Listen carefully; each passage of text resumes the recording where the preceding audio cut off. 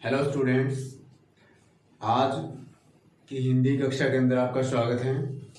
कक्षा 8वीं के लिए आज हम हिंदी क्लास लेकर आए हैं। यहाँ पर आपको कुछ बताएंगे जो हिंदी भाषा से आधारित कुछ मुख्य बिंदु हैं, उन पर आज चर्चा करेंगे। जो मानक हिंदी है, यानी कि कुछ ना कुछ बदलाव होते रहते हैं हर एक भाषा के अंदर, तो उन कुछ बदलावों पर बात करेंगे हम। जैसे जो मानक वर्ण हैं उनमें क्या बदलाव हुआ है, या कोई भी शब्द है उसको कैसे लिखा जाता था पहले, अब कैसे लिखा जाता है, या उसके दोनों रूप हैं जो वो उसके बारे में क्या कुछ है। तो सबसे पहले बात करते हैं हम हिंदी भाषा की।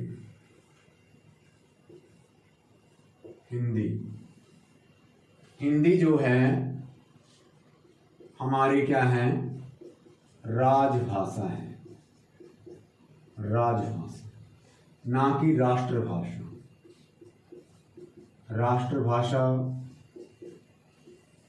वो भाषा होती है जिसको पूरे राष्ट्र के अंदर, पूरे समूचे देश के अंदर एक मान्यता प्राप्त हो कि पूरे देश के अंदर यही एक भाषा है जिसका इस्तेमाल किया जाता है।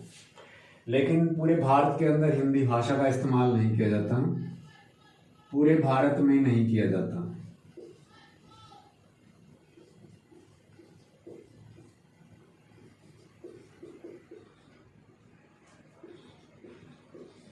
तो इसीलिए जो हिंदी को भारत के अंदर किसका दर्जा मिला है, राजभाषा का दर्जा मिला है। राजभाषा, तो हिंदी को हम क्या कहेंगे, भारत की राजभाषा कहेंगे। आज जो भारत की राजभाषा है हिंदी, उसके द्वारा और उसके बारे में क्या क्या जो तथ्य हैं जिन पर हमें विचार करना चाहिए, मैं उनके बारे में बताऊंगा आपको।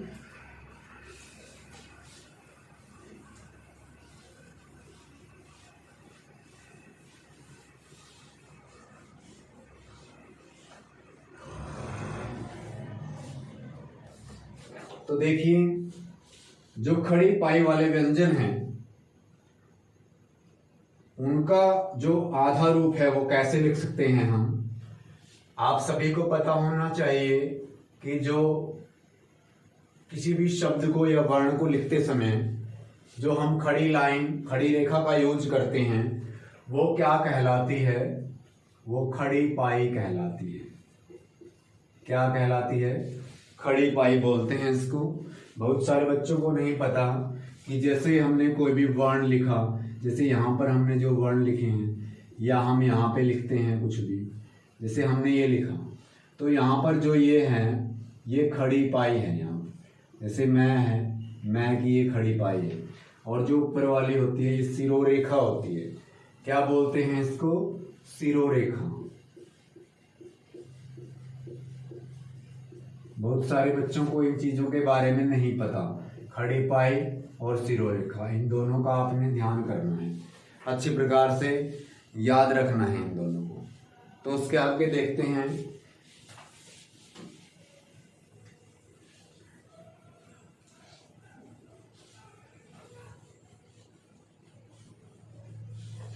तो देखिए, यहाँ पर खड़ी पाई वाले व्यंजनों का संयुक्त रूप खड़ी पाई को हटाकर ही बनाया जाता है। जैसे मैं कुछ आपको शब्द लिख के दिखा रहा हूं यहाँ पर, कि आपने उनको लिखना है, कैसे आप लिख सकते हैं।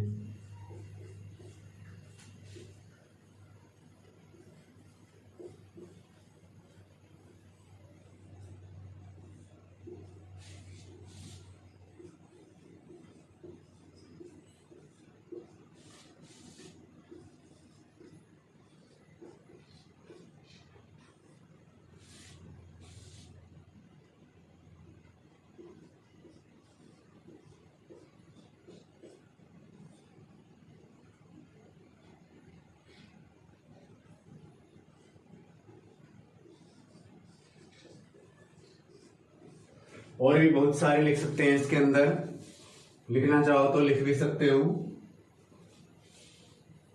जैसे प्यास, डिब्बा, उल्लेख। इनके अंदर क्या बात बतानी है मैंने आपको कि जो इनकी खड़ी पाई है, जो कुछ लेटर ऐसे हैं उनको आधा करते समय हमें ध्यान रखना पड़ता है कि क्या क्या चीजें हैं उनके अंदर जो वहां से कटती हैं। जैसे जैसे ख को आप आधा करके जब लिखेंगे जो इसकी खड़ी पाई है वो हटा देंगे। जैसे ख्याति, ख्याति का मतलब क्या होता है? प्रसिद्धि। तो यहाँ पर ख हमने लिखा आधा करके, तो ऐसे लिखा हमने आधा जो लेटर होता है वो अगले उसके साथ अगले लेटर के साथ टच होता है। ठीक है। अब यहाँ पे विघ्न लिखा हमने, विघ्न जो घ है इसकी जो खड़ी पाई है हमने यहाँ से हटा दी और इसको हमने ऐसे लिख दिया। ऐसे ही कच्चा लिखा, छज्जा लिखा, कुत्ता लिखा, ध्वनि लिखा।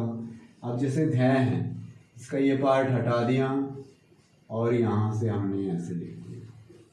तो इन चीज़ों का आपने ऐसे ध्यान रखना है। ऐसे ही आप प्यास का जो पै का जो खड़ी पाई है वो हटा देंगे हम। ऐसे ही बैग की खड़ी पाई, ऐसे ही लै की खड़ी पाई। तो इनकी तो खड़ी पाई हटा सकते हैं। ठीक है। कुछ ऐसे हैं जिनकी खड़ी पाई पीछे नहीं लगती, जैसे इनकी तो पीछे लगती है खड़ी पाई। जैसे ख हो गया, ग हो गया, घ हो गया, इनकी तो यहाँ पे लगी हुई है। ये वाले हटा सकते हैं, आधा बना सकते हैं।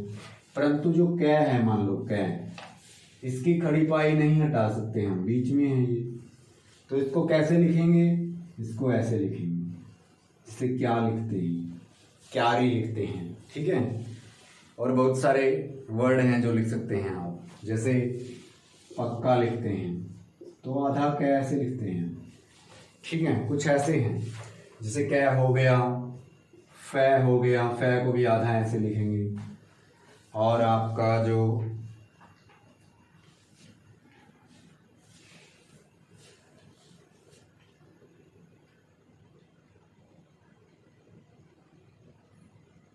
उसके बाद देखिए कुछ ऐसे हैं वर्ण जिनकी हम ना तो आधा यहाँ से काट सकते हैं, ना ही उनकी खड़ी पाई है जो वो हटा सकते हैं।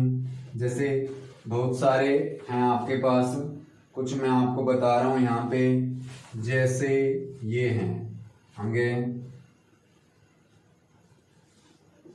6 हैं, ट है, ठ है, ड है, ढ है, ड है। तो इनको कैसे करके लिखेंगे? आधा हाफ कैसे लिखेंगे? इनके नीचे हम हलंत लगाएंगे।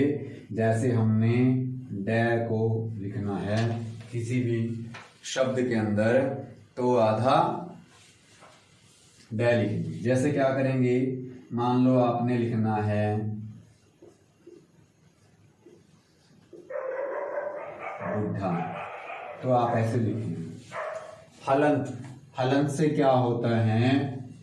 जो जिसके नीचे ये लगता है वही जो वर्ण होता है वो आधा हो जाता है। वैसे तो सभी व्यंजन होते हैं जो सभी व्यंजन होते हैं उनके अंदर ए जुड़ा हुआ होता है। ठीक है। इनको पूरा करने के लिए जैसे ही किसी व्यंजन को स्वर रहित लिखा जाता है तो वो आधा हो जाता है हलंत लगा के। ठीक है। तो आप इसको ऐसे लिख सकते हैं। उसके बाद देखिए ट को भी, ठ को भी, छ को भी आप सभी को इनको हलंत करके लिखना पड़ेगा, क्योंकि इनमें हटाने वाली कोई और चीज नहीं है जिसको हटा के हम आधा कर सकें। राइट।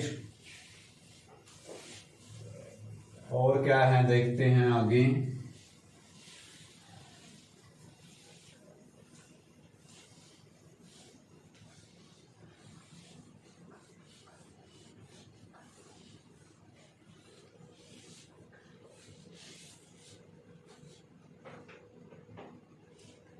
हाँ, जो विभक्ति कारक हैं या जो विभक्ति चिन्ह हैं, जैसे हो गए आपके मोहन ने, राम से, रवि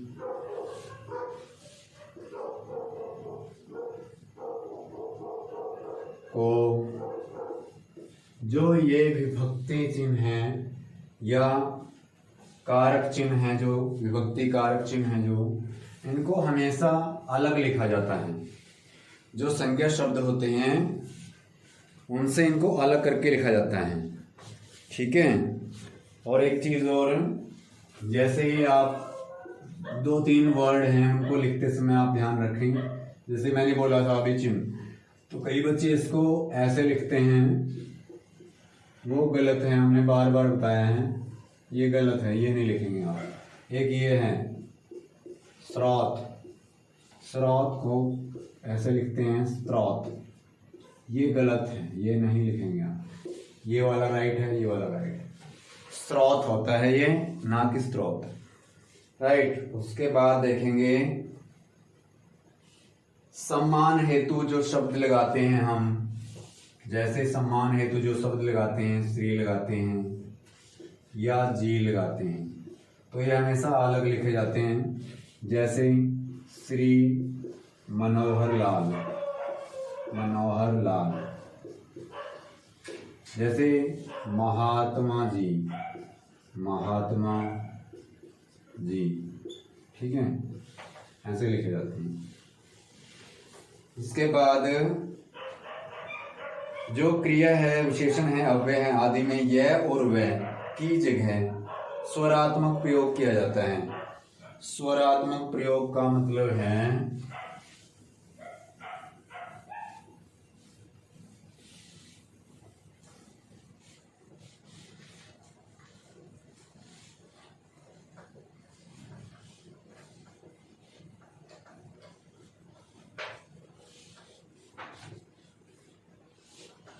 जैसे कुछ शब्द हैं यहां पर, जैसे गए, किए, आए, नई, ठीक है, ये वाले। जैसे पहले कैसे लिखे जाते थे, ऐसे, ऐसे, ऐसे, ऐसे, ठीक है। आप इनको जो स्वरात्मक प्रयोग का मतलब है, पीछे यहाँ पे स्वर का इस्तेमाल हो रहा है यहाँ पे, इसलिए स्वरात्मक प्रयोग बोला गया है। इनको ऐसे लिखने की परंपरा है।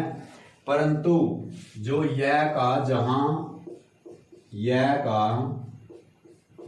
यह का जो मूल रूप हो, जहां यह जो यह है, यह का मूल रूप हो, वहां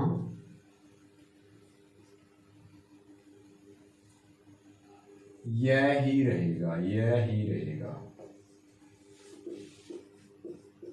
यानी कि वहां यह ही रहेगा। जैसे बहुत से ऐसे शब्द हैं, जैसे स्थाई है, यहां पर यह है तो यह ही रहेगा यहां पर। जैसे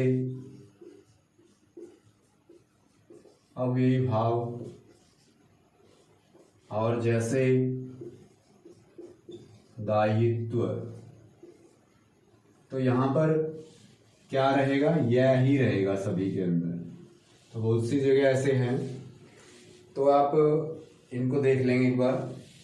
और आगे है इसके बारे में कुछ थोड़ा सा,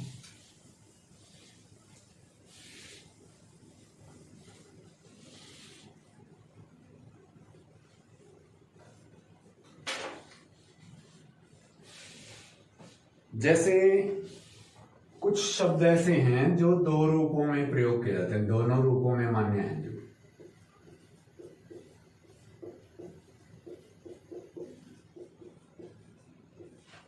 कुछ शब्द हैं जो जिनको दोनों रूपों में मान्यता प्राप्त है।